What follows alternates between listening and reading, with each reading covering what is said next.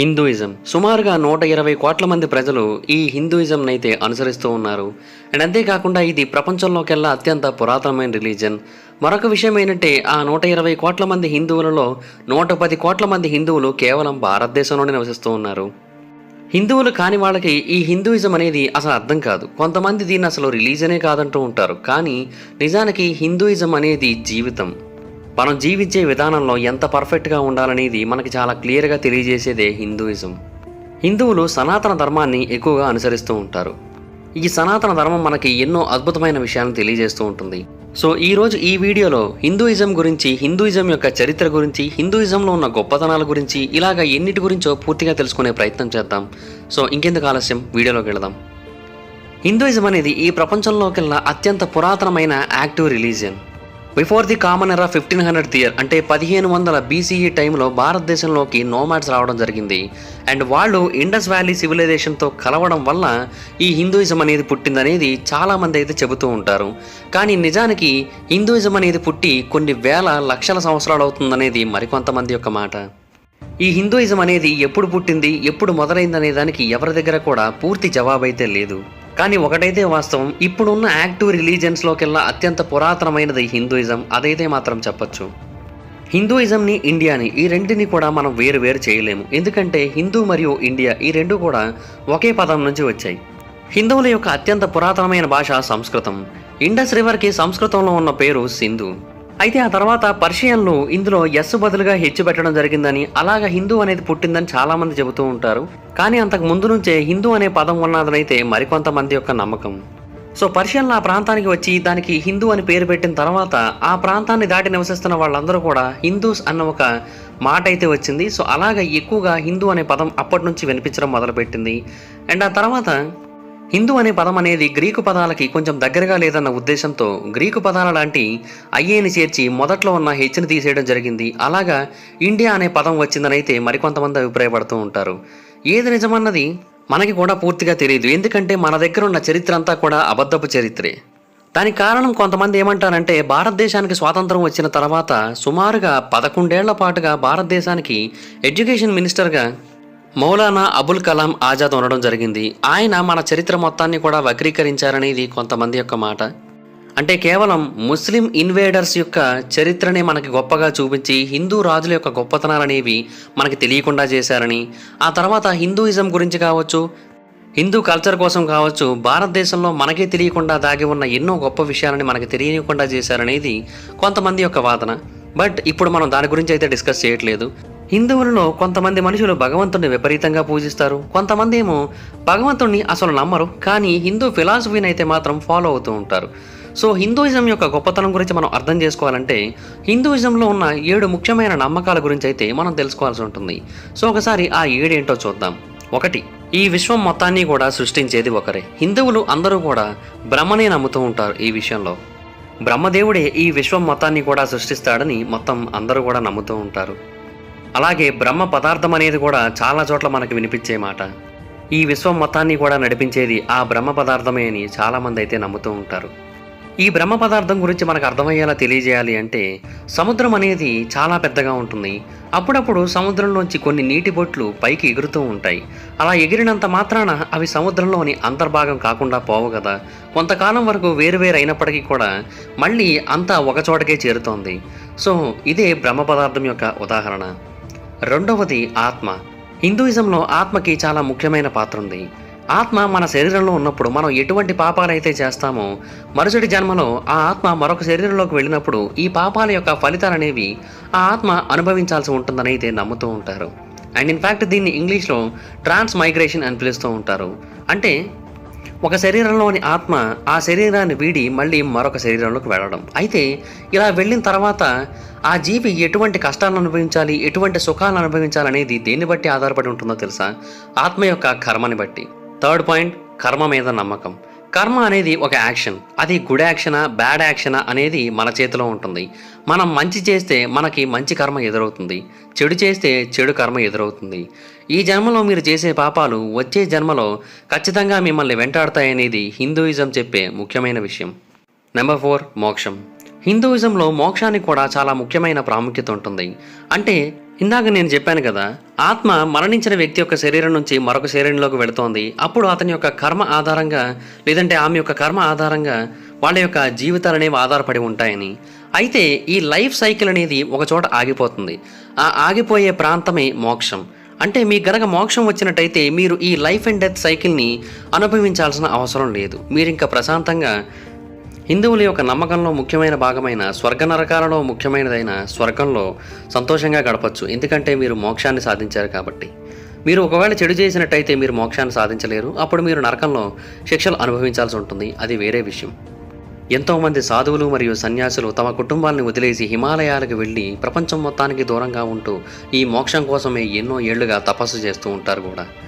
Number 5, వేదాలు. వేదాలు మనకి ఎంతో అద్భుతమైన జ్ఞానాన్ని ప్రసాదిస్తూ ఉంటాయి. ఈ వేదాలు కూడా హిందూయిజంలోని ఒక భాగమే. మనకి కొన్ని ముఖ్యమైన వేదాలు ఉన్నాయి. వాటి గురించి ఈ వీడియోలోనే కొద్దిసేపటి తర్వాత మీకు కొంచెం డీటెయిల్గా ఎక్స్ప్లెయిన్ చేయడానికి ప్రయత్నిస్తాను. 6వది కాలం. హిందువుల యొక్క నమ్మకం ఏంటి అంటే కాలానికి ఒక మొదలు కానీ ఒక ముగింపు కానీ ఉండదు. టైం అనేది కంటిన్యూస్గా నడుస్తూనే ఉంటుంది. కాకపోతే ఆ టైంలోనే కొన్ని సైకిల్స్ అనేవి ఉంటాయని నమ్ముతూ ఉంటారు. అంటే యుగాలు ఉన్నాయని నమ్ముతూ ఉంటారు. ఉదాహరణకి మనకి 4 యుగాలు ఉన్నాయి. కృతయుగం, త్రేతాయుగం, ద్వాపర యుగం, కలియుగం. ఈ 4 యుగాలకి కలిపి 43,20,000 సంవత్సరాలు అవుతోంది. అయితే ఈ 4 యుగాలు ముగిసిన తర్వాత, అంటే కలియుగం కూడా ముగిసిన తర్వాత ఈ సృష్టి అనేది అంతమవుతుందని, మళ్ళీ మొదటి నుంచి ప్రారంభమవుతుందని హిందూయిజం యొక్క ముఖ్యమైన నమ్మకం. హిందువుల యొక్క నమ్మకం ప్రకారం ప్రస్తుతం మనం 4వ మరియు ఫైనల్ యుగమైన కలియుగంలో ఉన్నాం. ఈ యుగం ముగిసిన తర్వాత మళ్ళీ భూమి అనేది అంతమవుతుంది. మళ్ళీ ఈ సృష్టి అనేది మొదటి నుంచి ప్రారంభమవుతుంది. 7వది ధర్మం. ధర్మం అంటే ఏదైనా ఒక పనిని క్రమం తప్పకుండా ఆచరించడం. ధర్మం అనేది ఈ విశ్వంలోని మంచి చెడులని బ్యాలెన్స్ చేస్తూ ఉంటుంది. ఎప్పుడైతే ప్రజలు ధర్మాన్ని తప్పుతారో అప్పుడు ఈ విశ్వం అనేది గాడిని తప్పుతూ ఉంటుందని ధర్మం మనకు తెలియజేస్తూ ఉంటుంది. జంతువులు కావచ్చు, మొక్కలు కావచ్చు, మనుషులు కావచ్చు, వాటి యొక్క ధర్మాన్ని వాళ్ళు అనుసరించాల్సి ఉంటుంది. అప్పుడు మొత్తం యథావిధిగా కొనసాగుతుంది. ఒకవేళ ఎవరైనా సరే ధర్మాన్ని తప్పితే మాత్రం జరగబోయే పరిణామాలు అనేవి చాలా దారుణంగా ఉంటాయి. ఇప్పుడు ప్రస్తుతం ఎంతోమంది ధర్మాన్ని తప్పే వ్యవహరిస్తున్నారు. ప్రతి జీవికి ఒక ధర్మం ఉంటుంది. ఒక లయన్ యొక్క ధర్మం ఏంటంటే జంతువుల్ని చంపి తినడం. ఒక రాజు యొక్క ధర్మం ఏంటంటే ప్రజల్ని మంచిగా పరిపాలించడం. మనుషులకి ధర్మం అనేది వాళ్ళ యొక్క వయసులను బట్టి, వాళ్ళ యొక్క పరిస్థితులను బట్టి, వాళ్ళ యొక్క జీవితాన్ని బట్టి మారుతూ ఉంటుంది. వస్తువుల్ని అమ్మేవాడికి ఒక ధర్మం ఉంటుంది, వస్తువుల్ని కొనుక్కునేవాడికి ఒక ధర్మం ఉంటుంది, విద్య నేర్చుకునేవాడికి ఒక ధర్మం ఉంటుంది, విద్య నేర్పించేవాడికి ఒక ధర్మం ఉంటుంది. ఇలాగ ఒక్కొక్కరికి ఒక్కొక్క ధర్మాలు అయితే ఉంటాయి. హిందూయిజంలో హిందువులకి జ్ఞానాన్ని అందించడానికి, హిందువుల యొక్క జీవితాన్ని మార్చడానికి ఎన్నో వేదాలున్నాయి. హిందువుల యొక్క జీవితాలను మార్చేవైతే మాత్రం 4 వేదాలున్నాయి. ఆ 4 వేదాల గురించి అయితే ఇప్పుడు మాట్లాడుకుందాం. మొదటిది ఋగ్వేదం. ఈ ఋగ్వేదం అనేది భగవంతుణ్ణి పూజించడంతో పాటుగా నిజం గురించిన ఆలోచనల గురించి తెలియజేస్తూ ఉంటుంది, రియాలిటీ గురించి తెలియజేస్తూ ఉంటుంది, విశ్వం గురించి తెలియజేస్తూ ఉంటుంది, యుద్ధాల గురించి, వివాహాల గురించి, ఆచారాల గురించి, ఇలాగ ఎన్నిటి గురించో ఇది మనకు తెలియజేస్తూ ఉంటుంది. రెండవది యజుర్వేదం. యజుర్వేదంలో మనకి దానాల గురించి, ఆచారాల గురించి, మనిషి జీవితపు చివరి కార్యక్రమాల గురించి, ఇలాగ ఎన్నిటి గురించో రాసి ఉంటుంది. మూడవది సామవేదం. ఈ సామవేదంలో మనకి భగవంతుణ్ణి పూజించడం కోసం రాసి ఉంటుంది. 4వది అథర్వవేదం. ఈ అథర్వవేదం అనేది జీవితంలోని కొన్ని కష్టమైన పరిస్థితుల్ని ఎలాగా మన ఆధీనంలోకి తెచ్చుకోవాలి, మనల్ని ఇష్టపడే వాళ్ళని దూరం చేసుకోకుండా ఎలా మన దగ్గరికి తీసుకోవాలి, ఇలాంటి ఎన్నో విషయాల కోసం అక్కడ రాయబడి ఉంటుంది. యుద్ధనీతి కోసం రాయబడి ఉంటుంది, రాజనీతి కోసం రాయబడి ఉంటుంది, అంతెందుకు విషపూరిత బాణాల గురించి కూడా రాయబడి ఉంటుంది అందులో. అయితే తర్వాత ఈ వేదాల నుంచే ఉపనిషత్తులు కూడా పుట్టాయనే చెప్పాలి. ఈ ఉపనిషత్తులు అనేవి 800 మరియు 500 BCE మధ్యలో అయితే మన ముందుకు రావడం జరిగింది. ఈ ఉపనిషత్తులు అనేవి వేదాలకి ఒక అప్గ్రేడ్ వెర్షన్ లాంటివని అనుకోవాలి. ఎందుకంటే అప్పటి కాలం నాటికి చాలామంది ఆ వేదాలకు సంబంధించిన కొన్ని ప్రశ్నల గురించి అందరి ముందు వాదించడం మొదలుపెట్టారు. అండ్ ఆ వాదనల ద్వారా కొన్ని జవాబులను అయితే పొందేవారు. ఆ ఆలోచనలే ఉపనిషత్తులుగా మారాయి. ఈ ఉపనిషత్తులన్నీ కూడా ఫిలాసఫీ మీదే ఆధారపడి ఉంటాయి. ఇందులో ప్రశ్నలు ఉంటాయి, వాటిలో సందేహాలు ఉంటాయి, డిబేట్స్ ఉంటాయి, తర్వాత వాటికి జవాబులు కూడా ఉంటాయి. జీవితంలోని ఎన్నో కష్టమైన ప్రశ్నలకి ఈ ఉపనిషత్తుల్లో జవాబులు అయితే దొరుకుతూ ఉంటాయి. ఈ ఉపనిషత్తులు మనకు తెలియజేసేది ఏంటంటే మన యొక్క శరీరాలు కావచ్చు, మన యొక్క మైండ్స్ కావచ్చు, మన యొక్క ఈగోస్ కావచ్చు, ఇవేవి కూడా మనల్ని డిసైడ్ చేయవు. మన ఆత్మ మాత్రమే మనల్ని డిసైడ్ చేస్తుంది. మన ఆత్మ మాత్రమే మనం, మిగతావన్నీ కూడా శాశ్వతం కాదు, అలాగే నిజం కాదని ఈ ఉపనిషత్తులు మనకు తెలియజేస్తూ ఉంటాయి. ఆ తర్వాత హిందూయిజంలో ఎన్నో పురాణ గాథలున్నాయి. భగవద్గీత ఉంది, రామాయణం ఉంది, మహాభారతం ఉంది, ఇంకెన్నో ఉన్నాయి. ఈ పురాణాలు హిందువులకి ఒక ఎన్సైక్లోపీడియా అనే చెప్పుకోవాలి.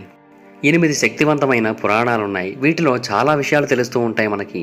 యోగా గురించి కావచ్చు, ఆర్మీ ఆర్గనైజేషన్ గురించి కావచ్చు, టాక్సేషన్ గురించి కావచ్చు, క్యాస్ట్ సిస్టమ్ కోసం కావచ్చు, నరకం కోసం కావచ్చు, భగవంతుళ్ళ కోసం కావచ్చు, ఎన్నిటి గురించో మనకు తెలియజేస్తూ ఉంటాయి.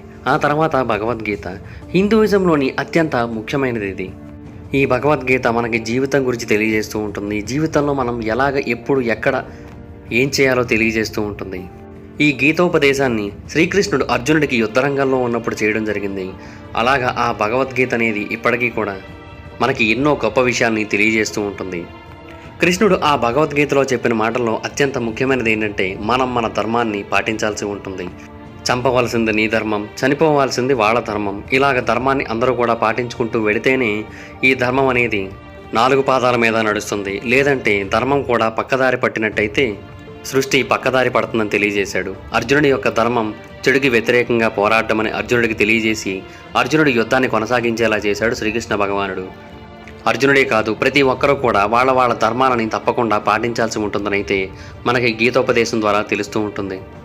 అలాగే భారతదేశపు చరిత్రలో జరిగిన నిజమైన సంఘటనల్ని కళ్ళకు కట్టినట్టు చూపించడానిక అన్నట్టుగా రాసిన 2 ముఖ్యమైన గ్రంథాలు కూడా ఉన్నాయి హిందూయిజంలో. అదే రామాయణం మరియు మహాభారతం.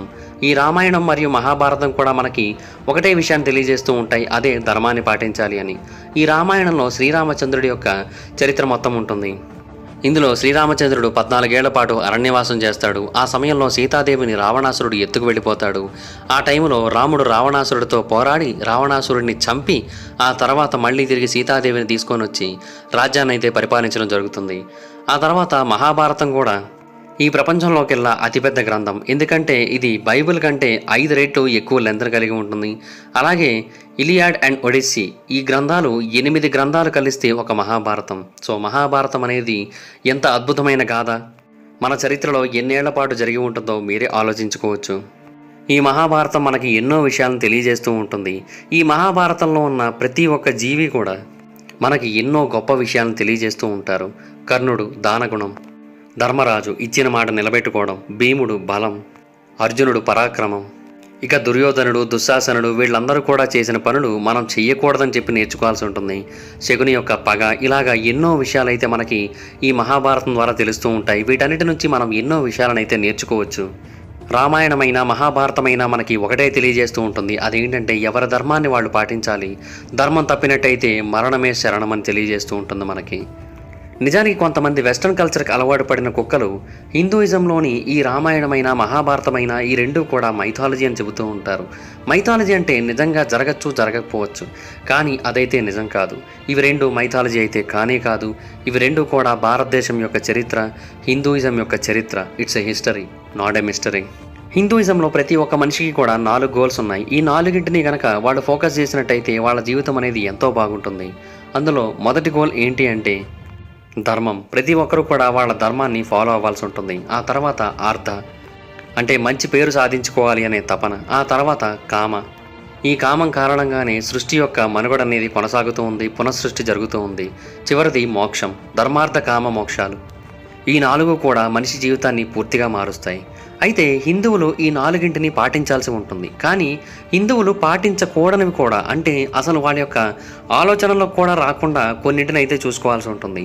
అంటే ఆ 6ంటిని కూడా వాళ్ళు అవాయిడ్ చేయాల్సి ఉంటుంది. అందులో మొదటిది కామం. మీకు అనుమానం రావచ్చు, ఇందాక కామాన్ని పాటించాలన్నారు, ఇక్కడేమో పాటించొద్దు, దూరం పెట్టండి అంటున్నారు, ఏం చేయాలి అని. అయితే ఇందాక నేను చెప్పింది మంచి కామం. ఆ మంచి కామం అనేది మన యొక్క సొంత వాళ్ళ మీద మనం చూపించాల్సి ఉంటుంది. అంటే మన యొక్క స్త్రీ మీద మాత్రమే మనం చూపించాల్సి ఉంటుంది. కానీ ఇప్పుడు నేను చెబుతుంది చెడు కామం. ఈ చెడు కామం అనేది కొన్నిసార్లు పరుల స్త్రీల మీద, మనకి ఏమాత్రం సంబంధం లేని వాళ్ళ మీద కూడా కలుగుతూ ఉంటుంది. ఈ కామాన్ని మనం దూరం పెట్టాల్సి ఉంటుంది. ఈ కామం మన యొక్క వినాశనానికి దారితీస్తుంది తప్ప ఇది ఏ రకంగానూ మనకి మంచి అయితే చేయదు. తర్వాత క్రోధం అంటే కోపాన్ని తగ్గించుకోవాలి. లోభం అంటే దురాశను తగ్గించుకోవాల్సి ఉంటుంది. ఆ తర్వాత మోహం అంటే పదవి కోసం కావచ్చు, మనుషుల కోసం కావచ్చు, వస్తువుల కోసం కావచ్చు, విపరీతంగా మోహాన్ని అయితే మనం పెంచుకోకూడదు. తర్వాత మదం అంటే గర్వాన్ని పెంచుకోకూడదు. తర్వాత మాత్సర్యాన్ని పెంచుకోకూడదు, అంటే జలసీని, అసూయని పెంచుకోకూడదు. సో ఈ కామ క్రోధ లోభ మోహ మత మాత్సర్యాలను కనుక మనం దూరంగా ఉంచినట్టయితే మన జీవితం అనేది ఎంతో గొప్పగా ఉంటుంది. హిందువులకు ఉన్న ముక్కోటి దేవతలలో ప్రతి ఒక్కరూ కూడా భక్తుల యొక్క కోరికలను తీర్చేవారే. కానీ వారికంటూ కూడా కొన్ని ప్రత్యేకతలు ఉంటాయి. ఉదాహరణకి బ్రహ్మదేవునికి ఈ విశ్వం మొత్తాన్ని కూడా సృష్టించే శక్తి ఉంది. బ్రహ్మదేవుడే మనుషులందరినీ కూడా సృష్టించడం జరుగుతూ ఉంటుంది. బ్రహ్మదేవుడికి 4 తలలుంటాయి. ఈ 4 కూడా 4 యుగాలకి సంకేతం అని చెబుతూ ఉంటారు. బ్రహ్మదేవుని భార్య సరస్వతీదేవి, అంటే విద్యకు సంబంధించిన దేవత. తర్వాత విష్ణుమూర్తి ఈ ప్రపంచం మొత్తాన్ని కూడా కాపాడుతూ ఉంటాడు. అంటే ఏదైనా ఒక చెడు గనక పెరిగిపోయిందనుకోండి, ఆ చెడుని అంతం చేయడానికి విష్ణుమూర్తి భూమి మీద అవతరిస్తూ ఉంటాడు. విష్ణు చక్రంతో చెడు మొత్తాన్ని కూడా అంతం చేస్తూ ఉంటాడు. విష్ణుమూర్తి భూమి మీద రాముడిగా, కృష్ణుడిగా, నరసింహస్వామిగా ఇలాగా ఎన్నో అవతారాలనైతే ఎత్తడం జరిగింది. విష్ణుమూర్తి యొక్క వాహనం గరుడ వాహనం. గరుడ పురాణం అనేది కూడా ఎంతో గొప్పది. గరుడ పురాణం కూడా ప్రతి ఒక్కరూ చదివి తెలుసుకోవాల్సి ఉంటుంది. అందులో కూడా మనకు తెలియని ఎన్నో గొప్ప విషయాలు అయితే దాగి ఉంటాయి. విష్ణుమూర్తి యొక్క సతీమణులు లక్ష్మీదేవి మరియు భూదేవి. తర్వాత పరమశివుడు, లయకారుడు, రుద్రుడు, త్రినేత్రుడు.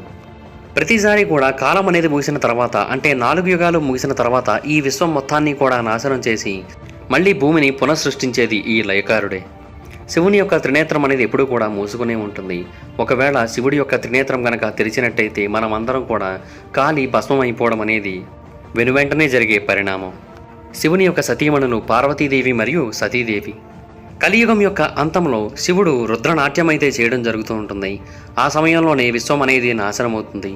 ఆ తర్వాత మళ్ళీ ఈ విశ్వాన్ని పునఃసృష్టించాల్సి ఉంటుంది. హిందూయిజంలో మనకి అవతారాల గురించి ఎక్కువగా ప్రస్తావన అయితే కనిపిస్తూ ఉంటుంది. అంటే ఎప్పుడైతే ధర్మం అనేది గాడి తప్పుతుందో, ఎవరైనా చెడు వ్యక్తి మొత్తం ప్రపంచాన్ని శాసిస్తున్నట్టయితే, లేదంటే చాలామంది ఇబ్బంది పెడుతున్నట్టయితే, అప్పుడు ఆ చెడు వ్యక్తిని, ఆ చెడుని అంతం చేయడానికి భగవంతుడు ఒక అవతారం రూపంలో భూమి మీదకి వస్తారు. అలాగే ఏదైనా ఒక సమస్య ఎదురైనప్పటికీ కూడా ఆ సమస్య నుంచి గట్టెక్కించడానికి కూడా భగవంతులు భూమి మీదకి అవతారం రూపంలో వస్తారని అయితే చెబుతూ ఉంటారు.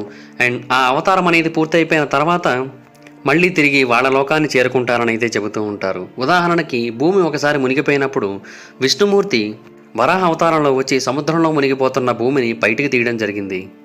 ఆ తర్వాత రామావతారమైన, కృష్ణావతారమైన ఇలాగ అవతారాలన్నీ కూడా ఏదైనా ఒక సమస్యను పరిష్కరించడానికి వచ్చినవే. గాడి తప్పిన ధర్మాన్ని మళ్ళీ గాడిలో పెట్టడానికి వచ్చినవే. ఇప్పుడు కూడా కలియుగంలో కల్కి అవతారంలో విష్ణుమూర్తి మళ్ళీ భూమి మీదకి వస్తారని ఎన్నో గ్రంథాలు తెలియజేస్తున్నాయి మనకి.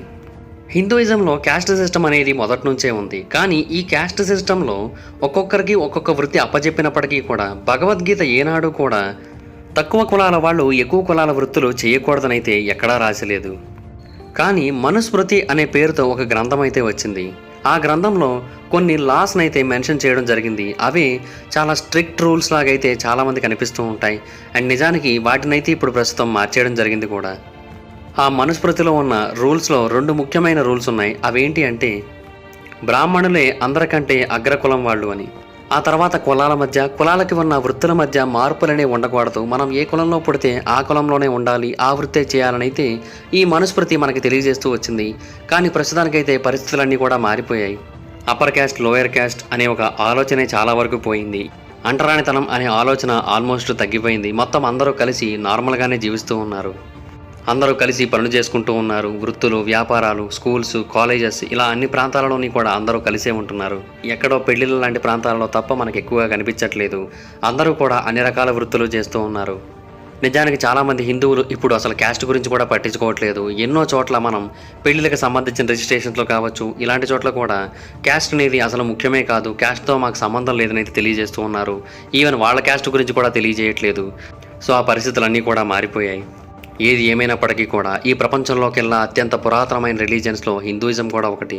ఈ హిందూయిజం మనకి ఎన్నో గొప్ప విషయాన్ని తెలియజేస్తూ ఉంటుంది. సనాతన ధర్మాన్ని పాటించండి, జీవితాన్ని ఒక మంచి మార్గంలోకి తీసుకుని వెళ్ళండి అని చెబుతూ ఉంటుంది. జీవితం ఎలా గడపాలో తెలియజేస్తూ ఉంటుంది. హిందూయిజంలో చెప్పబడిన ప్రతి ఒక్క మాట కూడా ఏదో ఒక అర్థాన్నే కలిగి ఉంటుంది. ఆ అర్థం అనేది భవిష్యత్ తరాల కోసమే అయి ఉంటుంది. మనుషుల్లోని చెడును తగ్గించడానికే ఉపయోగపడుతూ ఉంటుంది. హిందువుగా పుట్టిన ప్రతి ఒక్కరూ కూడా వాళ్ళ యొక్క సంస్కృతి గురించి గర్వపడాల్సి ఉంటుంది. అంత గొప్ప సంస్కృతి హిందూయిజంది. సో ఒక హిందువుగా నేను కూడా గర్వపడుతూ ఈ వీడియోకి ఇంకా సెలవు. ఓకే గైస్, ఈ వీడియో మీకు నచ్చినట్టయితే లైక్ చేయండి, వీడియోని షేర్ చేయండి, మా ఛానల్ని సబ్స్క్రైబ్ చేసుకోండి, పక్కనే ఉన్న బెల్ ఐకాన్ క్లిక్ చేయండి. వీడియోని షేర్ చేయడం మాత్రం మర్చిపోతే, ఇంకా షేర్ చేస్తేనే వీడియో గురించి మా ఛానల్ గురించి అందరికీ తెలుస్తుంది.